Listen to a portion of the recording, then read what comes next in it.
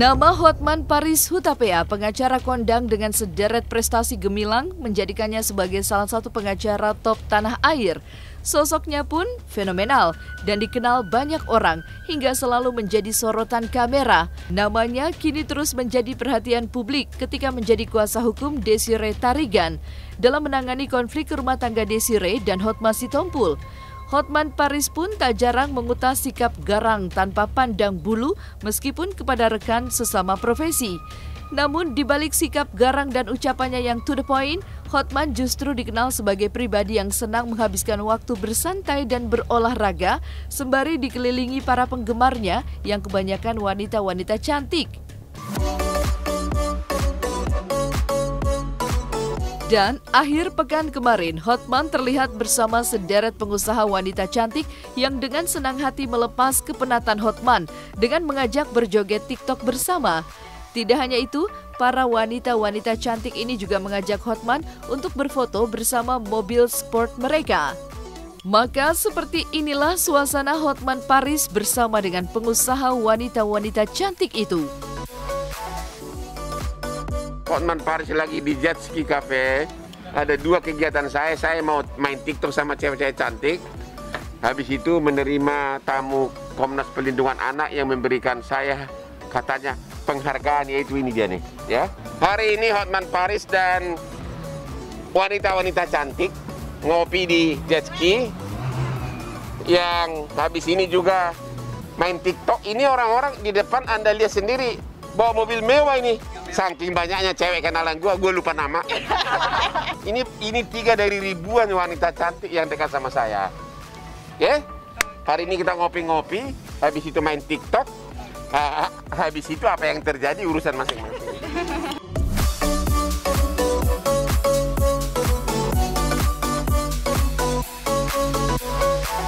Oh, merah dalamnya dia tuh. Nyalain dong. Nah.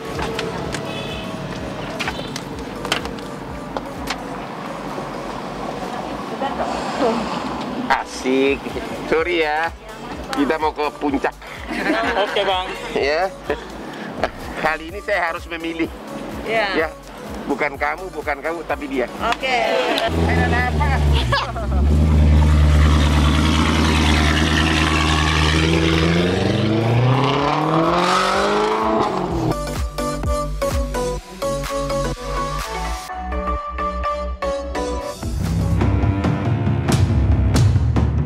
Di balik image pengacara flamboyan yang menangani banyak kasus besar serta lengkap dikelilingi wanita cantik, Hotman Paris juga dikenal sebagai salah satu pengacara yang garang dan bermental baja. Bahkan, ia pun tak gentar menghadapi rekan sesama pengacara di dalam persidangan. Bahkan, ketika menjadi pengacara Ibunda Bams dalam konflik rumah tangga dengan Hotman Sitompul, Hotman pun tak gentar berhadapan dengan begitu banyaknya tim kuasa hukum Hotman Sitompul, walaupun hanya seorang diri. Bahkan, berbagai sindiran yang ditujukan kepadanya, Hotman tetap santai menanggapinya. Ada 3 pointer, dia dan timnya membuat tuduhan. Satu katanya begini, manusia itu dinilai dari mulutnya. Kalau mulutnya nggak bisa dipercaya, maka sama aja dengan kambing. Ya kan? Itu ditujukan ke saya. Oke, satu. Kedua, tampil, banci tampil. Ketiga, agar tutup mulutnya. Maksudnya tutupnya kodok. Itu semua dari segi kode etik advokat itu sudah melanggar kode etik. Tapi saya tenang, satu-satu dulu. Kita bicara dulu. Mulut siapa sebenarnya yang bisa dipercaya? Oke, satu-satu dulu. Oke, saya atau dia? Saya istri satu. Ya. Saya tegaskan ini semua ya. Apa yang saya bicarakan di mulut saya ini, saya bisa buktikan. Saya selalu bilang, manusia yang bisa dipegang mulutnya. Kalau mulutnya tidak bisa dipegang, dia kambing. Buntutnya yang dipegang. Semua yang diomongin itu pengacara, buktikan dia. Jangan bilang, ini untuk dan atas nama klien saya. Bohong itu. Kita buktikan nanti. Tidak akan berhenti. Saya akan laporkan dia kemana saja. Dibilang, saya akan kejar Hotman. Hai Hotman, saya ada di sini. Kapanpun saya hadapin kamu. Kubu sana menganggap kasus ini melebar gara-gara Hotman Paris. Sebenarnya enggak. Karena popularitas Hotman Paris. Justru saya tidak pernah membahas kasus ini ke publik. Ingat nggak waktu di vaksin kedua RSUD? Saya udah buka, tapi saya hanya mengatakan benar saya yang pegang. Kasusnya saya udah pelajari, tapi saya nggak mau ngomong ke publik. Makanya saya sangat terkejut ketika tim mereka itu mengatakan ada yang dibilang gua banci tampil, dibilang gua laki-laki itu omongannya kalau nggak bisa dipercaya sama dengan kambing. Terus dibilang juga, "Hei Hotman, tutup mulutmu." Ya saya sih itu menganggap itu hal biasa, ya. Tapi saya tidak akan mundur. Justru kenapa mereka CEO begitu banyak pengacara? Lawannya Hotman Paris, gitu loh. Polemik rumah tangga Desiree Tarigan dan Hotma Sitompul memang tengah memanas. Bahkan, kehadiran Hotman Paris sebagai kuasa hukum Ibunda Bams itu pun sempat memantik perseteruan panas antara dua pengacara top, yakni Hotman dan Hotma. Sindiran dan saling jawab statement lewat konferensi pers pun beberapa kali dilakukan pengacara ini. Meskipun begitu, Hotman mengaku ia tidak memiliki persaingan apapun dengan Hotma Sitompul. Saya tidak menganggap Hotma Sitompul itu seteru saya. Ya, saya tidak menganggap dia saingan saya. Karena bidang bisnis kami beda. Saya itu adalah perkara-perkara bisnis internasional dan konglomerat, khusus bisnis ya. Ya, saya tidak pernah berhadapan dengan dia di pengadilan perdata.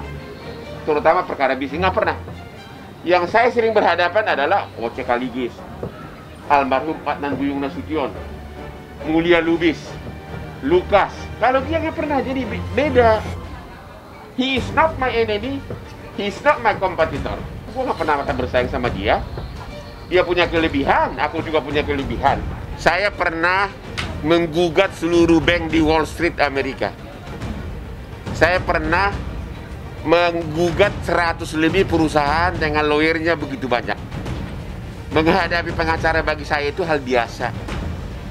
Tapi dalam kasus ini tidak ada satu kata pun omongan saya yang salah. Tidak mencaci orang, tidak menghina orang. Sementara itu, Senin 12 April 2021, tim kuasa hukum Hotma Sitompul resmi melaporkan Hotman Paris ke Perhimpunan Advokat Indonesia atau PERADI. Menanggapi hal itu, Hotman Paris justru mengutas reaksi yang santai. Ia pun justru mempertanyakan statement dari Hotma Sitompul pada konferensi pers beberapa waktu lalu. Statement Hotma dalam konferensi pers itu apakah telah sesuai dengan kode etik yang berlaku? Ya Pak, saya terima ya Pak.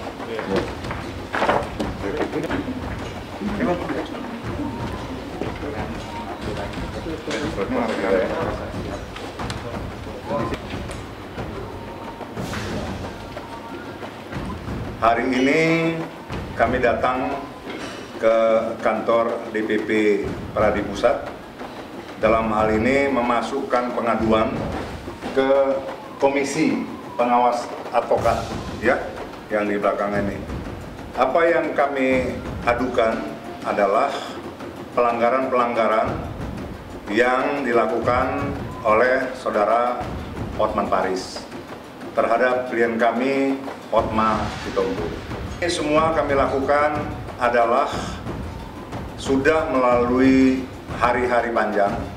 Seperti mungkin rekan-rekan tahu, tanggal 31 Maret kami sudah sampaikan waktu itu di belakang rumahnya klien kami, saudara Hotma, bahwa peringatan-peringatan kepada saudara Hotman Paris untuk tidak mengeluarkan statement-statement yang memojokkan, yang menjelek-jelekkan, yang mengolok-olok, kemudian memprovokasi, mengekspos ini menjadi konsumsi publik. Itu yang menjadi keberatan Anda, ya kan? Makanya ini adalah follow up daripada apa yang kami sampaikan pada waktu itu dengan Pak Muarakarta dan Pak Tommy, dan kami nggak main-main janji itu kami laksanakan bahwa hari ini kami masukin laporan. Kalau mengenai isinya sesuai sama kode etik, kami nggak boleh sampaikan terinci tentunya ya. Biar nanti Dewan Kehormatan yang menilai gitu ya kan, mana laporan-laporan kami yang nanti dianggap masuk atau masuk dalam kriteria pelanggaran kode etik yang dimaksud. Hotman Paris tahu apa yang kita laporkan sekarang. Nah, kalian bisa tanya sama dia, lu ngomong apa sih lo? Kok lu bisa dilaporkan? Nah, baru nanti dia ngejawab. So, aku cuma ngomong ini, apa pula segala macam. Nah, saya pikir itulah yang kita laporkan. Ucapannya Hotman Paris yang tidak pada konteks hukum. Itu kita laporkan. Setiap kali bicara di media, itu semuanya sudah diucapkan. Yang kami maksud pelanggaran tadi sudah masuk gitu ya, di dalam apa yang diucapkan hampir setiap hari, ya kan? Bahkan sekarang seolah-olah diputarbalikkan bahwa kamilah, pihak kamilah ya, klien kami, Hotma, kemudian ada dari tim kami juga yang dituduh melakukan pelanggaran kode etik. Ini menarik. Ini yang saya mesti sampaikan pada kesempatan yang baik ini. Ya dia mesti tanggung jawab dong. Artinya apa yang diucapkan dia bertanggung jawabkan. Makanya kita bikin pengaduan ke ini komisi pengawas. Ngomong apa dia tahu lah. Dia kan seorang pengacara hebat katanya. Ya dia tahu apa yang boleh, apa yang tidak dalam kapasitas sebagai penerima kuasa. Ini kan di luar konteks dia bicara. Saya beberapa kali sampaikan, jangan menabur angin, nanti Anda menuai badai.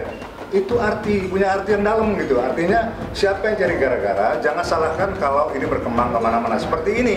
Dia mengucapkan yang salah menurut kami, nanti diuji nanti ya di persidangan. Ya ini sekarang badainya, laporan ya silakan hadapin. Ya kan berani melakukan pelanggaran, dugaan yang menurut kami, ya silakan juga menghadapi pengaduan dari kami.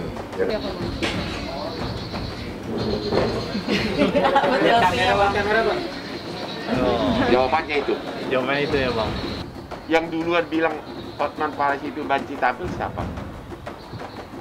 Yang mengatakan bahwa apabila omongannya tidak bisa dipercaya sama dengan kambing siapa? Yang bilang Hotman tutup mulutmu siapa? Itulah yang menyangkut kode etik. Kalau dari saya mana ada kata-kata apapun, nggak ada kata-kata apapun, ya tidak ada kata-kata. Terus dia bilang, kamu pikir ibu yang saya cintai 22 tahun untuk ikut-ikutan? Oh my God. Kalau kau cintai ibu itu, putrinya nangis. Kembali ke rumahnya, bagaimana sedihnya hati seorang ibu.